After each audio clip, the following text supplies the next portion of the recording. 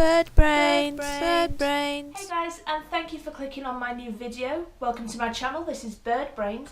This is where we look at everything bird related. And so this is one of a few different videos that I'm going to do based on bird fact versus bird fiction. And this is looking at all birds that we see in popular media. So this is in films, in TV shows, even in books, and this is just to see how true to life, or completely dissimilar, that these birds are portrayed. So the first episode of Bird Fact versus Bird Fiction is the Roadrunner, very popular from children's TV, the blue Roadrunner. I don't think he had a name, or she, I think it was a he. He didn't have a name.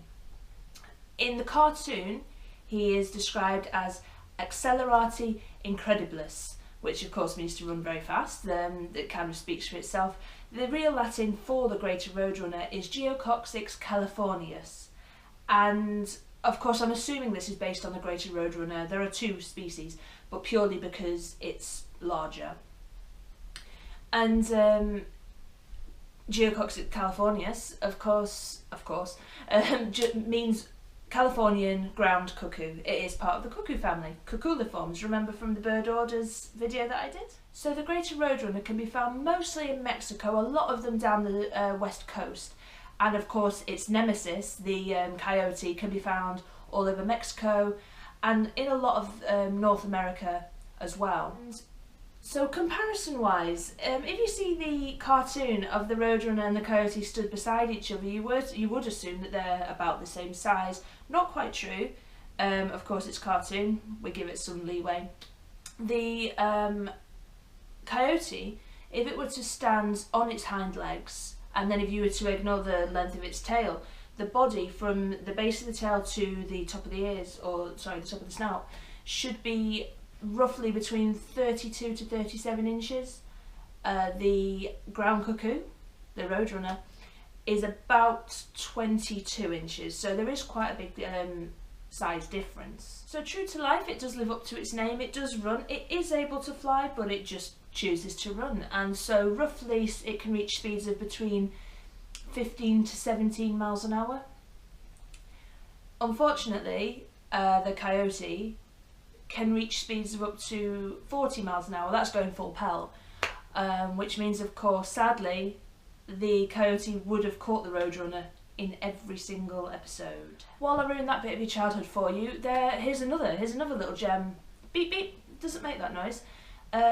Probably not even that close. What I'm going to do is play its sound for you, so have a listen.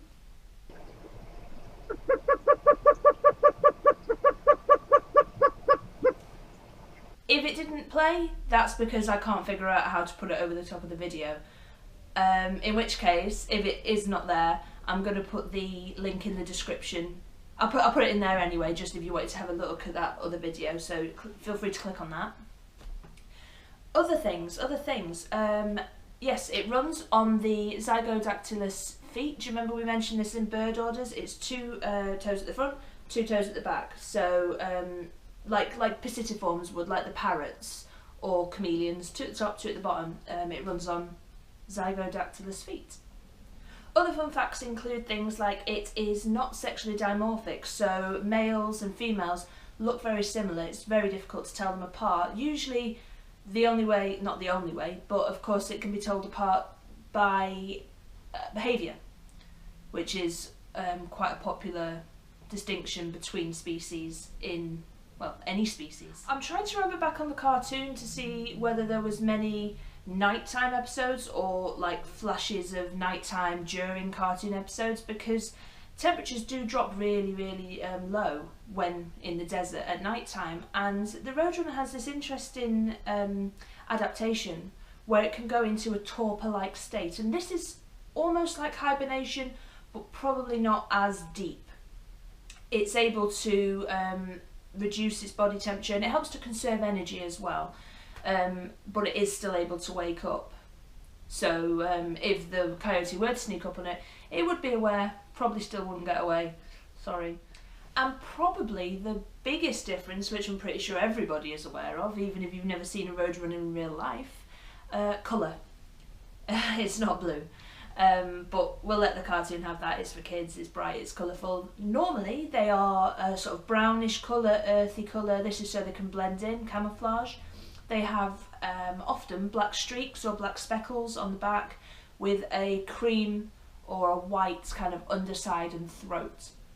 The similarity visually, however, is that big long tail, which can be used as a rudder to help manoeuvre as they run, because they do reach quite high speeds.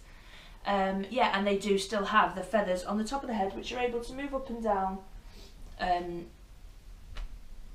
for communication, or again to help when they're running, to display to females. Yeah, many uses. So that's it. This is a really short video, but there will be more of bird fact versus bird fiction. So I suppose it makes sense to give this guy a rating, and so we're going to go like how true to life from 1 to 10. We're going to give him a 5. 5 out of 10. Yeah, look out for new videos. There'll be another one up at some point, I'm sure, with a new bird, a new bird fact versus bird fiction, as well as some other stuff in between.